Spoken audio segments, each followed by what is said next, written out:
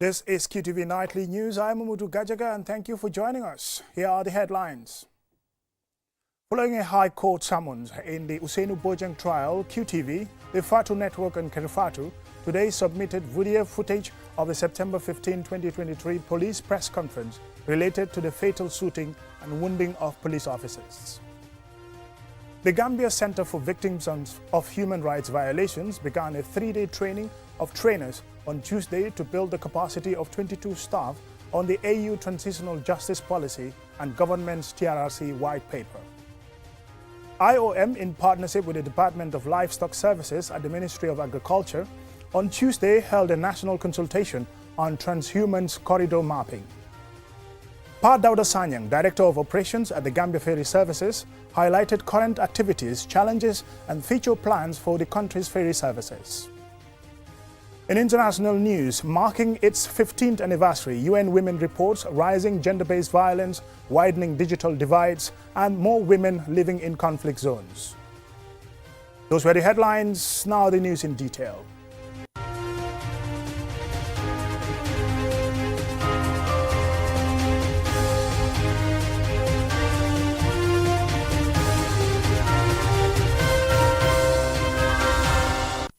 Welcome and thank you for joining us. This is QTV News.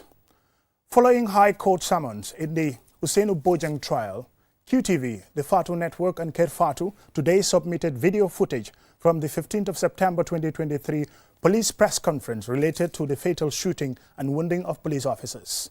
Nicholas Bass of the Voice newspaper was present at the court and his story is reported by me. During the hearing, Deputy Inspector General of Police Mamadou Sow and National Security Advisor Abubakar Suleiman Jeng denied labeling Ousainou Bojang, a man accused of killing 2 paramilitary officers and injuring a third, as a Casamas rebel. Testifying before Justice Ibrahim Ajete of the Banjul High Court, the Deputy IGP, Prosecution Witness 7, Sow said that he did not give any information to the government spokesperson, Ibrahim G. Sankare, at the time of the police investigation. Deputy IGP Sow claimed that he did not see the gun that was allegedly used by the prime suspect, Bojang, at the time of the investigation of the police shooting that occurred at Sukuta Jabang traffic light on September 12, 2023. Sow said at the time of the joint investigation of the alleged police shooting, It's a normal occasion. The court asked for evidence. Luckily, we have a very robust archiving system, so we just went into the archive, pulled it out and copied it to bring to the court. It's a standard thing to the court to subpoena you to provide evidence. Like the judge, the honourable judge says, it's a patriotic thing to come and stand before the court to bring the evidence so justice can move forward. So he did not see a female suspect. However, Sow added that, as the Acting Inspector General of Police, the National Security Advisor Jeng approved the press briefing he had on the 15th of September 2023. At that point, the Director of Public Prosecution, A.M. Yusuf, objected the question, but his objection was overruled, and the question of Defense Counsel Adam Silla for the accused was sustained.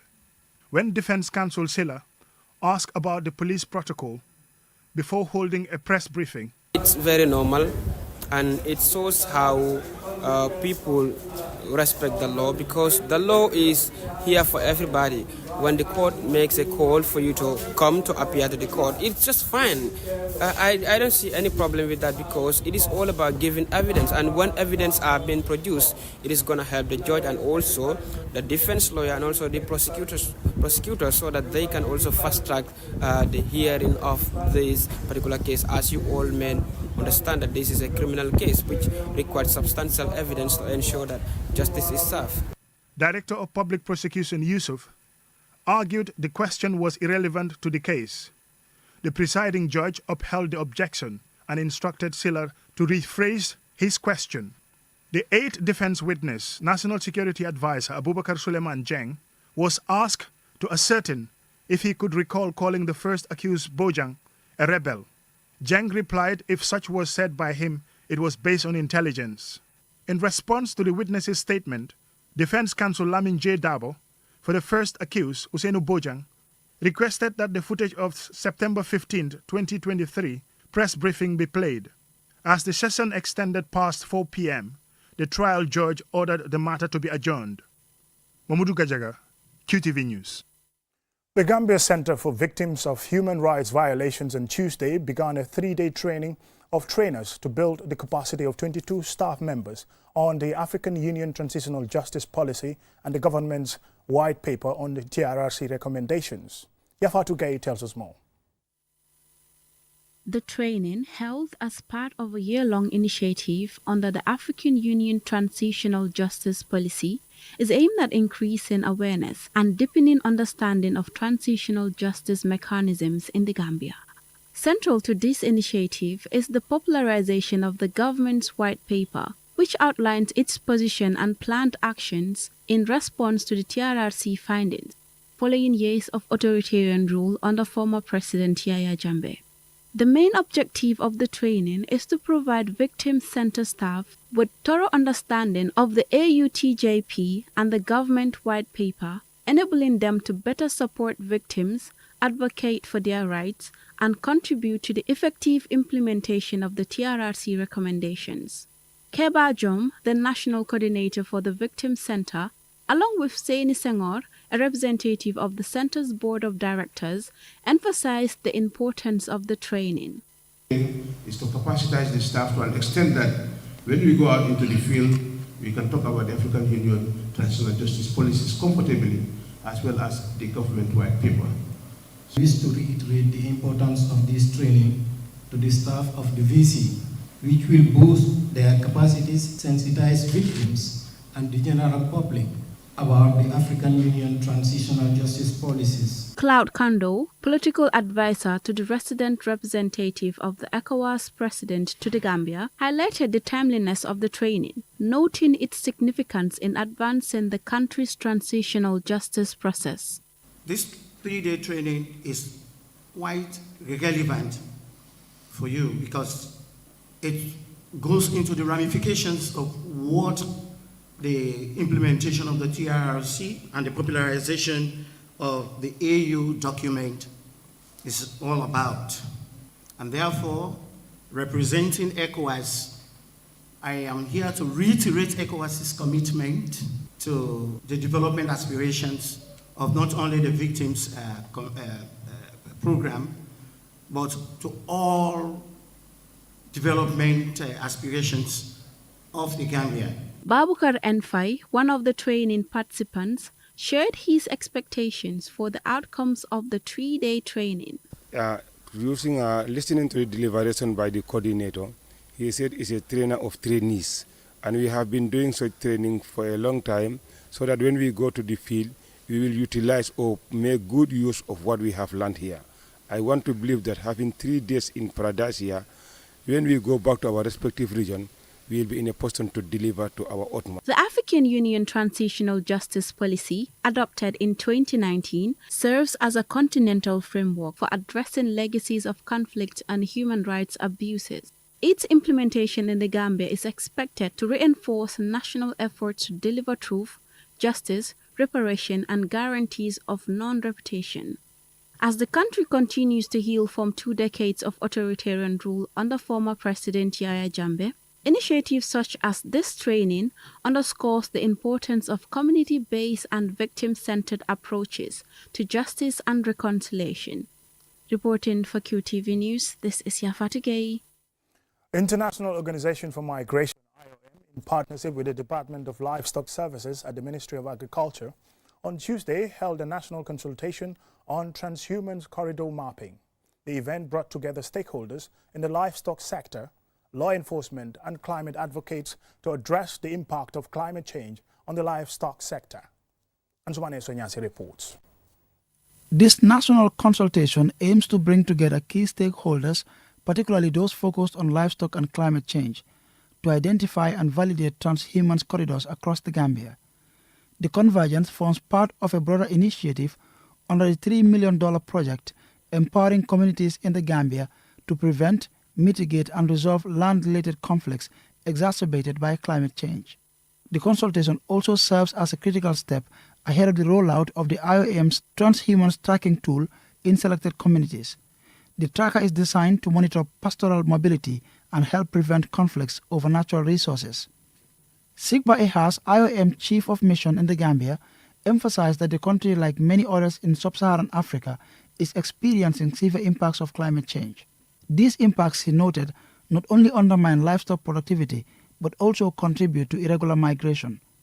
She also highlights the importance of this project in supporting national efforts to address land-related conflicts and strengthen resilience in the livestock sector. I would like to really acknowledge the commendable leadership of the government of the Gambia and their foresight by acknowledging the impact of climate change on the Gambia. And I would really refer to the Recovery Focused National Development Plan, which really forms the basis of how the government intends to undertake mitigation measures. The Recovery Focused National Development Plan, it really calls for collective, evidence-based and sustainable solutions to these challenges, which really represents the government's ownership to a lot of efforts that are undertaken, as well as their strong commitment to addressing these challenges. Highlighting the significance of such stakeholder dialogue and challenges in the sector, mostly exacerbated by the impact of climate change, Emmanuel Mendy, Director of Livestock Services at the Ministry of Agriculture, and Ibrahima Ojalo, President of the National Livestock Owners Association, commend the IOM for showing strong commitment to support the National Livestock Productivity Drive. They also spoke of how the implementation of the transhuman tracking tool will help address irregular migration drivers informed by the impact of climate change. This joint activity with IOM and the department will actually go a long way in addressing challenges in livestock production and productivity. It will address the issue of feed being a main obstacle in livestock production, thereby improving production and productivity. When we talk about mapping, it will definitely help us to reduce or mitigate or to control the movement of livestock within the sub-region. Once we are able to map out these corridors, it will definitely able to control the migration of animals from the Gambia to other countries.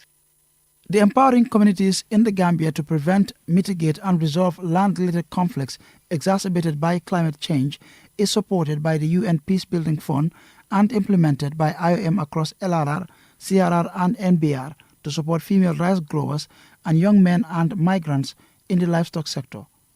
Ansmaneto Nyase for KTV News. From that story, we are taking a short commercial break, and when we return, we'll bring you key issues surrounding the Gambia's ferry services, including ongoing activities, challenges and future initiatives, plus a donation of learning materials to over 100 top students at the Serekunda Low Basic School by its former pupils. Stay tuned.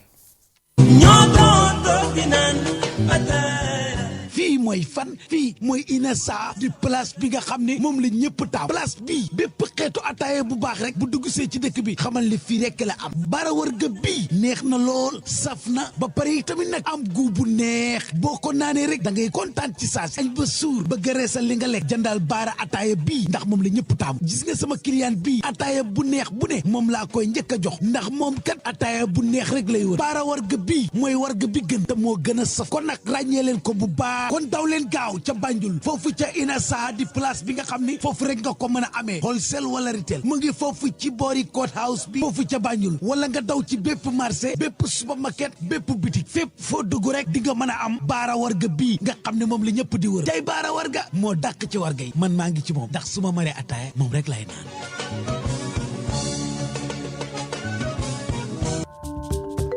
At Ajib Bank, we believe in the power of Africa, the unity of our vibrant continent, and the strength of our connections. And that's why we have teamed up with the Pan-African Payment and Settlement System, a revolutionary solution created in Africa for Africa. Now, you can seamlessly send or receive money across the continent. Whether it's for business, helping your family abroad, or receiving money from a loved one, we have designed a solution to deliver faster transactions and peace of mind. So, visit us at your nearest Ajib Bank branch or navigate to our website. Start experiencing the seamless, reliable, and instant money transfers of the Pan-African Payment and Settlement System today. Ajib Bank, connecting Africa, simplifying payments.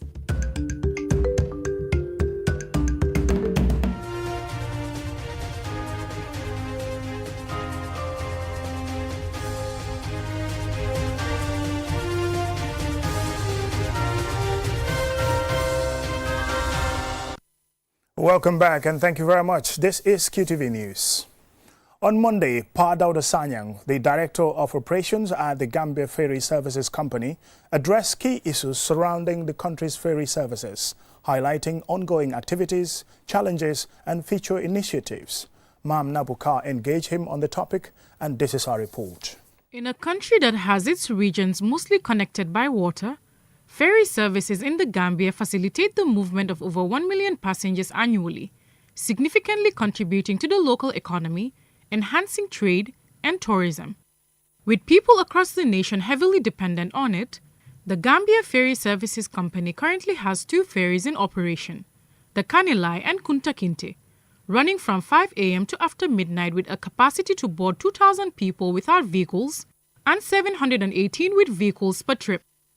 Despite having a safety and compliance unit that works at all hours to ensure that the ferry safety standards are maintained, Pa Dauda Sanyang, the Director of Operations at the GFSC, sheds light on some of the challenges they encounter. First one has to be the capacity constraint challenges.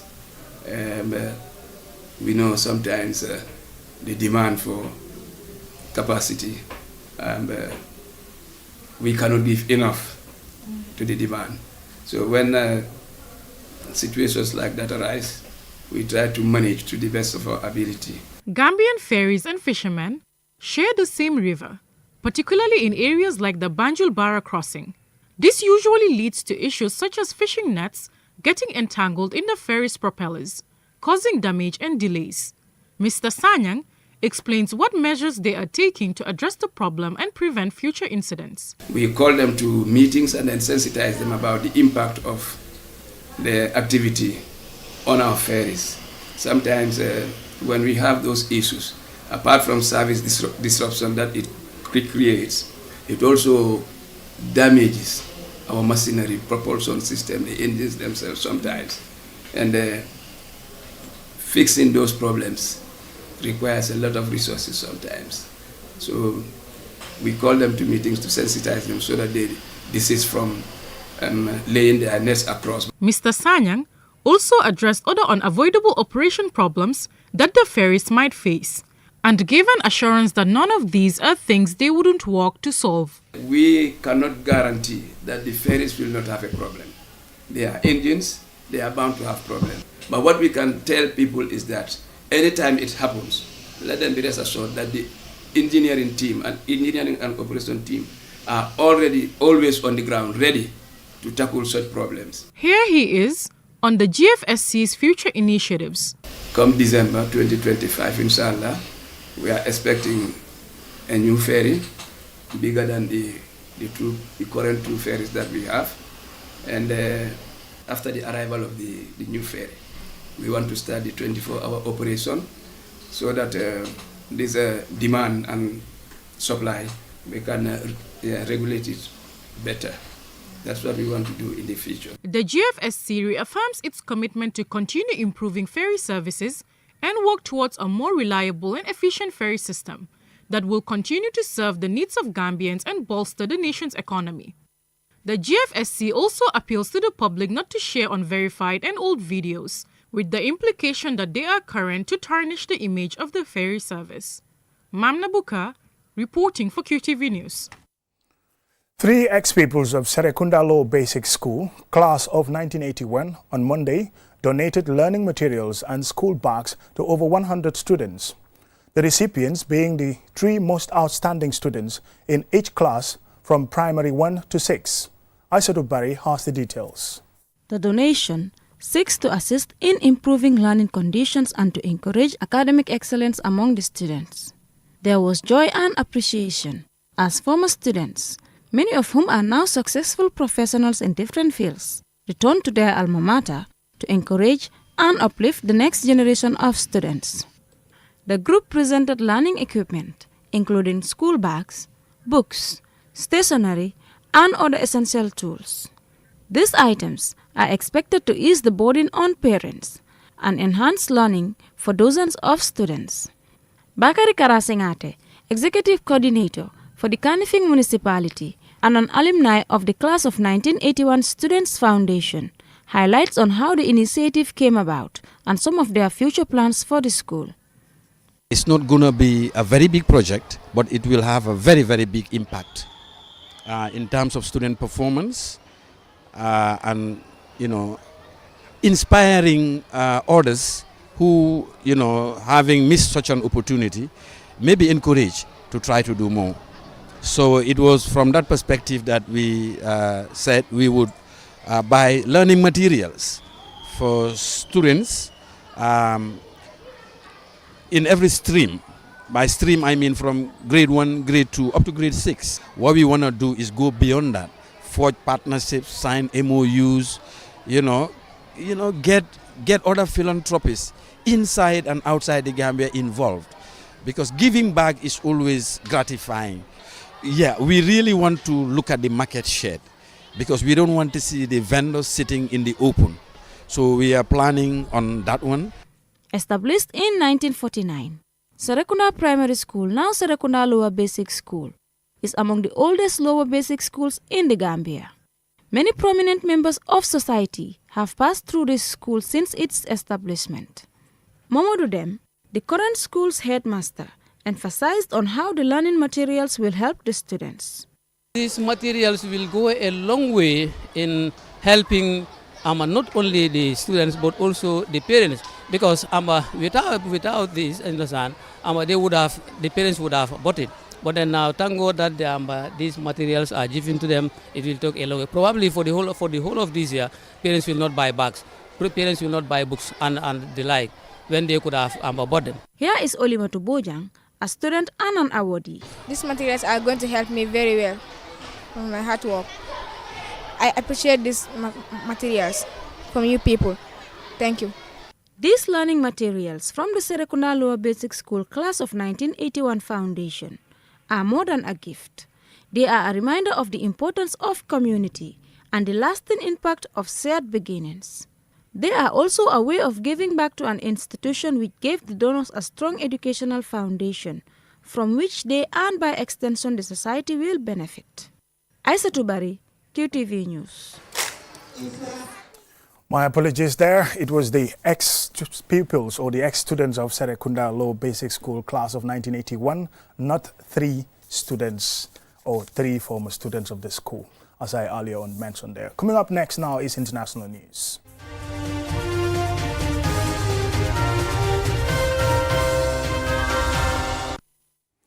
Women, that's the United Nations Women, marks its 15th anniversary. New data reveals a troubling rise in gender-based violence, widening digital gaps, and a growing number of women living in conflict-affected areas. Julian Jai has the rest of that story.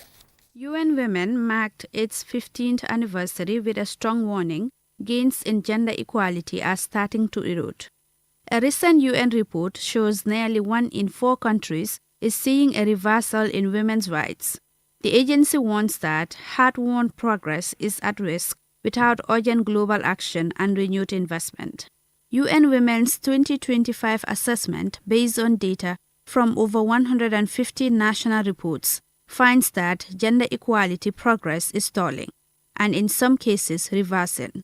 The data shows a 60% rise in public concern about the lack of progress. Nearly 25% of countries are now experiencing active resistance to women's rights. Alongside this trend, gender-based violence is on the rise globally, with the UN noting that conflict-related sexual violence has increased by 50% since 2022. Meanwhile, more than 600 million women and girls now live in or near conflict zones, heightening their risk of violence, poverty, and exclusion. Another worrying trend is the deepening digital gender divide. UN Women reports that women and girls are being left behind in the digital economy, limiting their access to information, education, and financial services. These developments come as the world marks 30 years since the Beijing Platform for Action and 25 years since the UN Security Council Resolution 1325 on women, peace, and security. The UN is urging governments to recommit to these frameworks through their bold policy reforms and increased funding.